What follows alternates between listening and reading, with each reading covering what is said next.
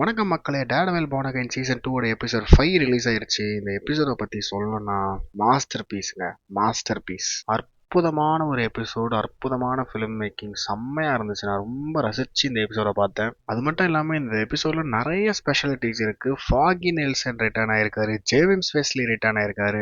இந்த மாதிரி ஒரு நொஸ்டாலஜிக் விஷயங்களுக்கு மத்தியில நமக்கு இந்த வெனசாவோட எண்டிங் போன எபிசோட்லயே அவங்க செத்து போயிருவாங்கன்னு நினைச்சோம். ஆனா இந்த எபிசோட்ல தான் அவங்களுக்கான பர்ஃபெக்ட் கன்க்ளூஷனை கொடுத்துருக்காங்க. அது ரொம்ப அழகா இருந்துச்சு அதை பார்க்கவே. அண்ட் எல்லாத்த விட மேட் மர்டாக் பாயிண்டெக்ஸரோட உயிரை காப்பாத்துறாரு. அது ஏன் அப்படிங்கிறத பாஸ்டோட ரிலேட் பண்ணியிருந்தாங்க. அது ரொம்பவே சூப்பரா இருந்துச்சு. So, இந்த எபிசோட்ல என்னென்னலாம் நடந்துச்சுன்றத ஃபுல் டீடைலோட நம்ம இந்த வீடியோல பார்க்கலாம். ஸ்பாயிலர் அலர்ட் சேனலுக்கு உங்களை அன்புடன் வரவேற்கிறேன். இந்த எபிசோட ஓப்பனிங்கே பார்த்தீங்கன்னா டேர்டெவில் பார்ன் அகைன் ஓப்பனிங் கிரெடிட்ஸோட தான் ஸ்டார்ட் ஆகுது. இதுவே எனக்கு ஒரு பெரிய சர்ப்ரைஸா தான் இருந்துச்சு. நான் எல்லா எபிசோட்லயுமே டேர்டெவில் பார்ன் அகைனா இருக்கட்டும், டேர்டெவிலா இருக்கட்டும், இது எல்லா எபிசோட்லயுமே பார்த்தீங்கன்னா ஒரு கோல்டு ஓப்பனிங் இருக்கும். அந்த கோல்டு ஓப்பனிங் அப்புறம் டேர்டெவில் அண்ட் டேர்டெவில் பார்ன் அகைனோட கிரெடிட்ஸ் ஸ்டார்ட் ஆகும். ஆனா இந்த வாட்டி எடுத்த உடனே daredevil born again open credits தான் வந்துச்சு. ஸ்டார்டிங் சீனே பார்த்தீங்கன்னா வெனசாவும் வில்சன் ஃபெஸ்க்கும் வெள்ளை கலர்ல ட்ரெஸ் போட்டு ஒரு பீச்ல நடந்து போயிட்டு இருக்காங்க. இந்த பீச் ப்ராபபிளி வெனசா 2 எபிசோட் முன்னாடி மென்ஷன் பண்ண அந்த ஐலாண்டா இருக்கலாம். இது ஒரு ட்ரீம் சீக்வன்ஸ் மாதிரி தான் காட்டுறாங்க. இது ஒரு இமேஜினேஷன் தான். இது ப்ராபபிளி வெனசாவோட இமேஜினேஷனா இருக்கலாம். ஸ்பீக்கிங் அபவுட் வெனசா இன்னும் சாகல. போன எபிசோட எண்டிங்ல வெனசா செத்துட்டாங்க அப்படின்ற மாதிரி தான் நினைச்சோம். ஆனா வெனசா இன்னும் சாகல. So scene very very critical condition. So அவங்கள அப்படியே ஹாஸ்பிட்டலுக்கு தூக்கிட்டு வந்து அவங்களுக்கான ட்ரீட்மெண்ட்டை ஸ்டார்ட் பண்றாங்க. இன்னும் வரைக்கும் பாத்தீங்கன்னா அந்த கிளாஸ் ஷாட் அவங்க தலையில சொரியதா இருக்கு. வெனசாவோட தலையில ஒரு பேண்டேஜை போட்டு வெனசாவை பெட்ல படுக்க வச்சிருக்காங்க. வெனசாவோட கையை பிடிச்சிட்டு வில்சன் ஃபெஸ் பக்கத்துல உட்காந்துட்டு இருக்காரு. இந்த நேரத்துல பாவல் வரான். பாவல் கிட்ட அவங்கள பிடிச்சாச்சா அப்படின்னு சொல்லி வில்சன் ஃபெஸ் கேட்க இன்னும் இல்ல, ஆனா அவங்கள நாங்க சரவுண்ட் பண்ணிட்டோம், கண்டிப்பா நாங்க இன்னைக்கு பிடிச்சிருவோம் அப்படின்னு சொல்லி பாவல் சொல்றான். அதுக்கு வில்சன் ஃபெஸ்க்கு முடிஞ்சா அவங்கள உயிரோட பிடிங்கன்னு சொல்லி அனுப்புறாரு. இப்போ அப்படியே தப்பிச்சு போன டேர்டெவிலையும் பாயிண்டெக்ஸரையும் காட்டுறாங்க. பாயிண்டெக்ஸரால இப்போ சுத்தமா முடியவே இல்லை. ஏன்னா அவர் புல்லட்டை வாங்கியிருக்காரு வயிற்றுலயே. டேர்டெவில் தான் இவரை தூக்கிட்டு சுத்திக்கிட்டு இருக்காரு. இப்போ இவங்க ஏதோ ஒரு ஹோட்டல்ல ஏதோ ஒரு கிச்சனுக்கு வராங்க. ஆனா இங்க இருக்கவங்க டேர்டெவிலுக்கு சப்போர்ட் பண்றாங்க. பாயிண்டெக்ஸர் என்ன சொல்றாருன்னா, நீ என்னை விட்டுட்டு போயிரு, என்னை தூக்கிட்டு சுத்திக்கிட்டு இருக்காத, இது உனக்கு தேவையில்லாத வேலை அப்படின்னு சொல்லி டேர்டெவில் கிட்ட சொல்றாரு. ஆனா டேர்டெவில் நீ மூட்டு வாட, நான் பாத்துக்கிறேன் அப்படின்ற மாதிரி அவனை அடிச்சு இழுத்துட்டு போறாரு. இப்போ ஹாஸ்பிட்டலுக்கு பிபி டேனியலை பார்க்க வராங்க வெனசாவோட ஸ்டேட்டஸை பத்தி தெரிஞ்சுக்கிறதுக்கு. ஸோ இவங்க உயிரோட இருக்காங்களா இல்லையான்ற கொஸ்டின் இப்போ மக்கள் எல்லாருக்குமே இருக்கு. இந்த கொஸ்டின் பிபிக்கும் இருக்கு. அதை பத்தி கேட்கும்போது டேனியல் ஆரம்பத்துல சொல்ல மாட்டேன் அப்படின்னு சொன்னாலும் பிபி ஒரு இதுல கட்டி பிடிச்சிடுறாங்க. கட்டி பிடிச்சதுக்கு அப்புறமேல்ட்டு பையன் மயங்கிட்டான்னு நினைக்கிறேன். அவங்க இன்னும் கிரிட்டிக்கல் கண்டிஷன்ல தான் இருக்காங்க அப்படின்னு சொல்லி பிபி கிட்ட சொல்றான் டேனியல். வெனசாவை ஆபரேஷன் பண்றதுக்காக கொண்டு போறாங்க. கொண்டு போற வழியில இந்த ஆஸ்பெக்ட் ரேஷியோ ஸ்லோவா என்லார்ஜ் ஆகுது. என்லார்ஜ் ஆகி வெனசாவோட இமேஜினேஷனுக்கு போகுது. அதாவது பாஸ்ட்ல நடந்த ஒரு விஷயத்துக்கு நம்மள கொண்டு போறாங்க. ஸோ இது என்னென்ன மொமெண்ட்னா, வில்சன் ஃபெஸ்கை இவங்க மீட் பண்றதுக்கு கொஞ்சம் முன்னாடி, probably earlier that day or அதுக்கு முன்னாடி நாள். ஸோ நம்ம எல்லாருக்குமே தெரியும் வெனசாக்கும் வில்சன் ஃபெஸ்க்கும் உருவான ரிலேஷன்ஷிப்புக்கு முக்கிய காரணம் இந்த பெயிண்டிங் தான்.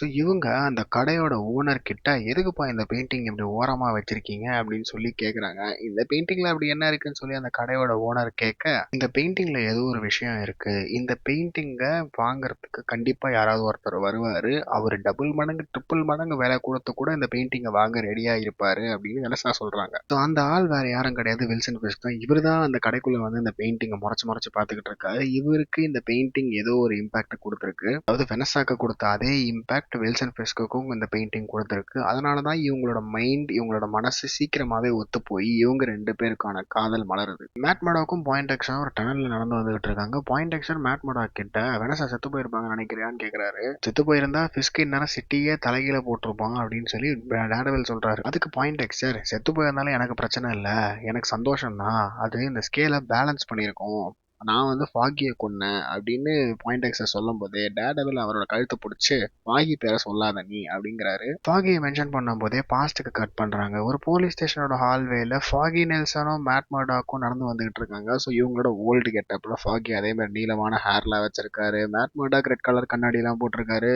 இதெல்லாம் பாக்குறதுக்கு நெட்ஃபிளிக்ஸோட டேர்டெவில் மாதிரியே இருக்கு. இந்த ஆஸ்பெக்ட் ரேஷியோவே பாத்தீங்கன்னா என்லார்ஜ் ஆஸ்பெக்ட் ரேஷியோ மாதிரி தான் வச்சிருக்காங்க. அதாவது பிரசன்ட்டுக்கு வைடாவும் பாஸ்ட்டுக்கு ஹைட்டாவும் வச்சிருக்காங்க. அண்ட் டிஐ பாத்தீங்கன்னா நெட்ஃபிளிக்ஸோட டேர்டெவில்ல இருந்த டிஐ மாதிரி தான் கிட்டத்தட்ட ரெப்ளிகேட் பண்ணிருக்காங்க. இந்த எபிசோடே நான் லீனியரா தான் பண்ணிருக்காங்க. அதாவது பாஸ்ட் அண்ட் பிரசன்ட்டுக்கு அப்பப்போ நேவிகேட் ஆயிட்டே இருக்கு. ஸோ நம்ம இந்த ஆஸ்பெக்ட் ரேஷியோ டிஐ வச்சு நம்ம இதை டிஃபரன்ஷியேட் பண்ணிக்கலாம். ஸோ இவங்க 2 பேரும் இந்த போலீஸ் ஸ்டேஷனுக்குள்ள இந்த கான்வெக்டை பாக்குறதுக்காக வராங்க. இந்த கான்வெக்ட்டுக்கும் ஃபாகிக்கும் ப்ரீவியஸா ஒரு கனெக்ஷன் இருக்கு. சின்ன வயசுல இவங்க 2 பேரும் சேம் பில்டிங்ல தான் இருந்திருக்காங்க. இவன் இப்பவுமே நக்கலா தான் பேசிக்கிட்டு இருக்கான். அப்போ இதை விட ஒரு பயங்கரமான புள்ளியா இருந்திருப்பான் போல. ஸோ ஃபாகியெல்லாம் ரொம்ப புள்ளி பண்ணியிருப்பான்னு நினைக்கிறேன். ஏன்னா அவன் பார்த்த உடனே ஃபாகியை ரெக்கக்னைஸ் பண்ணி ஃபாகி த ஃபெம்பாட் அப்படிங்கிறான். ஸோ ஃபெம்பாட் அப்படின்னா ஃபீமேல் ரோபோட். பட் எதுக்காக ஃபாகியை போய் ஃபீமேல் ரோபோ அப்படின்னு இவன் சொல்றான்னு எனக்கு தெரியல. மேட்டும் ஃபாகியும் நீ என்ன சொல்றாங்கன்னா, இந்த குற்றத்தை நீ ஒத்துக்கிட்டன்னா ஒரு 5 to 6 இயர்ஸ் வரைக்கும் தான் நீ ஜெயிலில் இருப்ப, நீ ஒழுங்காக தானே 3 to 4 இயர்ஸ்லேயே வெளியே வந்துடலாம் அப்படிங்கிறாங்க. நான் லயனல், அதாவது இந்த கான்விக்ட் என்ன சொல்றான் அப்படின்னா, நான் ஜெயிலுக்குள்ள போனா 24 ஹவர்ஸ்லயே என்னைய போட்டு தள்ளிடுவானுங்க, எனக்காக ஜெயிலுக்குள்ள பல கேங்ஸ் காத்துக்கிட்டு இருக்கு, நீங்க இயர்ஸ் கணக்குல பேசிக்கிட்டு இருக்கீங்க, நான் சொல்றது 24 ஹவர்ஸ், நான் அதையே தாண்ட மாட்டேன், நானும் ஜெயிலுக்கு போக மாட்டேன், போனா என்னையெல்லாம் ஒரே நாள்ல முடிச்சு விட்டுருவானுங்க, நான் இதுக்கு ஒத்துக்க மாட்டேன்னு சொல்றான். இப்ப அதே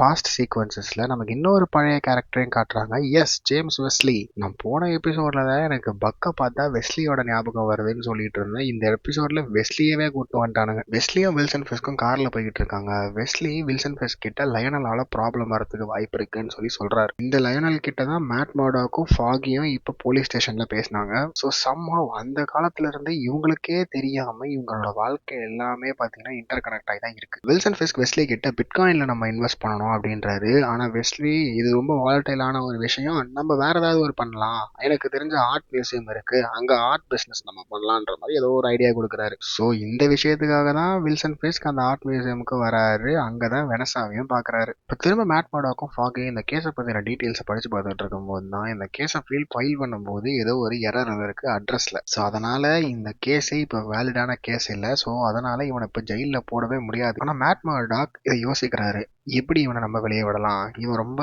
கெட்டவனாச்சே, இவன் ட்ரக் அபியூஸ்லாம் பண்ணியிருக்கானே, இவனை நம்ம எப்படி வெளியே விடுறதுன்னு சொல்லி மேட் மர்டாக் கேட்கிறாரு. ஆனா ஃபாகி அவன் உள்ள போனானா செத்து போயிடுவான், அவனை நம்ம காப்பாத்திடலாம், அவனுக்கு நமக்கு தான் ஒரு சான்ஸ் இருக்குல்ல, நம்ம அவனை காப்பாத்துவோம்னு சொல்றாரு. வெனசா கிரிட்டிக்கல் கண்டிஷன்ல இருக்காங்க அப்படிங்கிற நியூஸ் இப்ப பிரஸ் கிட்ட பரவிருச்சு. ஸோ பிபி தான் போட்டு கொடுத்தாங்களோ அப்படின்னு சொல்லி டேனியல் நினைக்கிறாரு. பக்கு டேனியலை கூப்பிட்டுட்டு வாப்பா போய் சாப்பிட்டு வரலாம் பசிக்குது அப்படின்னு சொல்லி வெளியே கூப்பிட்டு போறாரு. திரும்ப வெனசாவோட பாயிண்ட் ஆஃப் வியூல இருந்து நம்ம பாஸ்ட்டுக்கு போறோம். வெனசா அந்த பெயிண்டிங்கை இப்போ டிஸ்பிளேக்கு வைக்கிறாங்க. என்னதான் அவங்க ஓனர் வேணான்னு சொல்லியிருந்தாலும் இவங்க அந்த பெயிண்டிங்கை இப்போ டிஸ்பிளேக்கு வைக்கிறாங்க. டேனியலும் பக்கு கார்ல போயிட்டு இருக்காங்க. அப்பதான் பார்த்தா நம்ம சாப்பிடலாம் போல, ஆல்பனின்ற ஊருக்கு போறோம் அப்படின்றான் பக்கு. போற வழியில இந்த லீக்கை பத்தி கேட்கறான். அதாவது வெனசாவோட கண்டிஷன் யார் பிரஸ்ஸுக்கு லீக் பண்ணது அப்படிங்கறத பத்தி கேட்கறான். டேனியல் சத்தியமா நான் பண்ணல, எங்க அம்மா சத்தியமா நான் பண்ணல, என்கிட்ட இருந்து இந்த லீக் போல அப்படி அப்படின்னு காலில் விழாத குறையா கெஞ்சுறான். இவங்க இப்போ ஒரு டூல் ஷாப்புக்கு போய் அந்த டூல் ஷாப்ல பக்கு மண்வெட்டியையும் ரம்பத்தையும் வாங்கிட்டு வரான். டேனியலுக்கு உசிரே போயிருச்சு. ஐயையோ என்னைய போட்டு தள்ள போறான் போலயே இவன் அப்படின்னு. திரும்ப நம்ம பாஸ்ட்டுக்கு கட் பண்றாங்க. வெஸ்லியும் வில்சன் ஃபெஸ்க்கும் பக்கோட யங்கர் வெர்ஷனை போய் மீட் பண்றாங்க. மீட் பண்ணி இவனை ஒரு டாஸ்க்கு அசைன் பண்றாங்க. என்ன விஷயத்துக்காகனா லயனல போட்டு தள்ளுறதுக்காக. லயனல் வில்சன் ஃபெஸ்க்கு கீழே தான் ஒர்க் பண்ணியிருக்கான். ஆனா இப்போ அவன் போலீஸ் கிட்ட மாட்டிக்கிட்டான். ஒருவேளை போலீஸ் கிட்ட மாட்டி அவன் எல்லாத்தையும் சொல்லிட்டானா இவங்களுக்கு ப்ராப்ளம் ஆயிரும்ல, அதனாலதான் ஜெயில் உள்ளே வச்சு போடணும்னு சொல்லி டிசைட் பண்ணிருக்காங்க. ஆனா இப்போ மேட்டும் நெல்சனும் சரி இவங்களை காப்பாத்திட்டாங்கன்னா என்ன பண்றது, இவங்க இப்ப வெளியே வந்துட்டானா இப்ப வெளியே வச்சு போறதுக்கு பேக்கப் பிளானுக்கு பக்கை யூஸ் பண்றாங்க. மேட்டும் பாயிண்டெக்ஸ்டரும் இந்த சர்ச்சுக்குள்ள வந்து உட்காந்துட்டாங்க. இந்த இடம் தான் இப்போ சேஃபா இருக்கும் அப்படிங்கிறதுக்காக. ஆனா பாயிண்டெக்ஸ்டர் என்ன கேட்கறான்னா, ஒரு வேலை வெனசா செத்து போயிட்டா என்ன நடக்கும்னு நினைக்கிறேன் அப்படின்னு சொல்லி டேடவில் கிட்ட கேட்கறான். டேடவில் அதுக்கு ஃபிஸ்க்கு நம்ம 2 பேரையும் கண்டுபிடிக்கிற வரைக்கும் ஓயவே மாட்டான், சிட்டியே திராக்கில திருப்பி போட்டுருவான், நம்ம 2 பேரையும் எதுக்கு தேட போறான், நான் தானே கொண்டேன்னு சொல்லி பாயிண்டெக்ஸ்டர் சொல்ல, நானும் அந்த இடத்துல தானே இருந்தேன், அதவே அவனுக்கு போதும், அதை வச்சே அவன் என்னையும் முடிச்சு தள்ளணும் தான் பார்ப்பான் அப்படின்னு. திரும்ப பாஸ்ட் கட் பண்ணி ஃபாகி லயனல் வீட்டுக்கு வராரு. இவங்க நெல்சன் அண்ட் மார்டாக் ஃபார்ம் ஆரம்பிக்கிறதுக்காக சேர்த்து வச்சிட்டு இருந்த காசை ஃபாகி எடுத்துட்டு வந்து லயனல் கிட்ட கொடுக்குறாரு. இந்தா இதை வச்சுக்க, நீங்க இந்த ஊரை விட்டு தப்பிச்சு போயிரு, நீங்க இருந்தா உனக்கு ஆபத்து அப்படின்னு சொல்லி லயனல் கிட்ட காசை கொடுக்குறாரு ஃபாகி. திரும்ப அப்படியே கட் பண்ணி பிரசன்ட்டுக்கு வராங்க. டேடவிலும் பாயிண்டெக்ஸ்டரும் இந்த சர்ச்சுக்குள்ள உட்காந்து இன்னும் பேசிக்கிட்டு இருக்காங்க. இந்த இடத்துல இந்த சர்ச்சோட ஃபாதர் வந்து, நீங்க இங்க இருந்து கிளம்பணும், நீங்க இங்க இருக்கிறது எனக்கு பிரச்சனை இல்ல, ஆனா அவங்களுக்கு நீங்க இங்க இருக்கிறது தெரிஞ்சு போயிடுச்சு போல அப்படின்னு சொல்றாரு. சோ அவர் சொல்லும் போதே வெளியே ஏவிடிஎஃப் ஆளுங்க கதவு பயங்கரமா தம்மு திம்மு தட்டிட்டு இருக்கானுங்க. அந்த ஃபாதர் சொல்ல சொல்ல கேட்காம சர்ச்சுக்குள்ள வராங்க. டேடவிலும் பாயிண்டெக்ஸ்டரும் இப்போ பேஸ்மெண்ட்டுக்கு போயிடுறாங்க. பாயிண்டெக்ஸ்டர் என்ன சொல்றாருன்னா, நீ போயிடு, நம்ம 2 பேரால தப்பிக்க முடியாது, நீ தனியாவே போய் தப்பிச்சிரு, நீ என்ன இங்க விட்டுடு, நான் உன் ஃப்ரெண்டையே கொண்டு இருக்கேன், எனக்கு இதுதான் நிலைமை, நான் இங்க செத்து போறேன், நீ இங்க இருந்து தப்பிச்சு போயிருன்றாரு. டேடவிலும் வேற வழி இல்லாம, நான் எவ்வளவு எவ்வளோ ட்ரை பண்ணேன், இதுக்கு மேலே என்னால் முடியாது, நம்ம 2 பேரால சேர்ந்து தப்பிக்க முடியாது, சாரின்னு சொல்லிட்டு அங்கேருந்து டேர்டெவில் கிளம்பிடுறாரு. டேர்டெவில் சர்ச்சை விட்டு வெளியே வந்துட்டாரு. ஆனால் காம்பவுண்ட் பக்கத்துலேயே நின்றுக்கிட்டு யோசிச்சுக்கிட்டு இருக்காரு. திரும்ப அப்படியே கட் பண்ணி பாஸ்ட்டுக்கு போகிறாங்க. லயனலோட வீடு இருக்கிற பில்டிங் இப்போ மேட் மர்டாக்கும் அங்கே வந்துடுறாரு. ஃபாகி லயனல் கிட்ட காசை கொடுத்துட்டு வீட்டை விட்டு வெளியே வராரு. அப்போ மேட் மர்டாக் அங்கே இருக்கிறத பார்த்துட்டு, நீ என்ன இங்கே பண்ணுற அப்படின்னு கேட்குறாரு. நான் ஆஃபீஸ்க்கு வந்து பார்த்தேன், காசெல்லாம் காணோம், நீ இங்கே தான் வந்திருப்பேன்னு எனக்கு தெரியும், மொசை பிடிக்கிற நான் மூஞ்ச பார்த்தா தெரியாதான்ற மாதிரி நான் உன்னை தேடி இங்கே வந்தேன் அப்படிங்கிறாரு. எதுக்காக நீ இப்படி பண்ணேன்னு மேட் மர்டாக் கேட்க, மர்சி அப்படின்னு சொல்றாரு ஃபாகி. ஸோ அதை அப்படியே இங்கே ரிலேட் பண்ணி டேர்டெவில் திரும்ப சர்ச்சுக்குள்ள வந்து பாயிண்டெக்ஸ்டருக்கு கையை கொடுத்து ஹெல்ப் பண்றாரு. ஸோ இந்த மர்சி, இந்த கருணை ஃபாகி கிட்ட இருந்து தான் மேட் மர்டாக் அண்ட் டேர்டெவிலுக்கு வந்திருக்கு. ஸோ இது சூப்பரா போர்ட்ரே பண்ணியிருந்தாங்க இந்த சீன்ல. இந்த என்டையர் சீக்வன்ஸே பார்த்தீங்கன்னா, அதாவது நான் லீனியர்ல பாஸ்ட் அண்ட் ப்ரெசென்ட்டையும் கட் பண்ணி போட்டு இந்த என்டையர் சீக்வன்ஸே பார்த்தீங்கன்னா அவ்வளோ பியூட்டிஃபுல்லா பண்ணியிருந்தாங்க. டேர்டெவிலோட கையை பாயிண்டெக்ஸ்டரும் பிடிச்சிக்கிறாங்க. ஸோ இப்போ இவங்க 2 பேரும் ஒன்று சேர்ந்துடுறாங்க. இங்க இருந்து டேர்டெவில் பாயிண்டெக்ஸ்டரை காப்பாற்றி கூட்டு போயிடுறாரு. ஏவிடிஎஃப் ஆளுங்க அந்த பேஸ்மெண்ட்டுக்கே வந்துடுறானுங்க. ஆனா வந்து பார்த்தா ரத்தத்தை தவிர அங்க வேற எதுவுமே இல்லை. ஃபாதரும் அந்த இடத்துக்கு வராரு. அவர் மேல கன்னை பாயிண்ட் பண்றானுங்க. ஆனா அவரை சாவடிச்சாங்களா இல்லையான்னு எனக்கு தெரியல. அவரை சாவடிச்சதுனால சாவடிச்சிருக்கலாம், ஏன்னா எனிமிக்கு ஹெல்ப் பண்ணா அப்படிங்கறதுனால. ஏன்னா இந்த ஏவிடிஎஃப் ஆளுங்களாம் ஒரு கேவலமான ஆளுங்க தானே.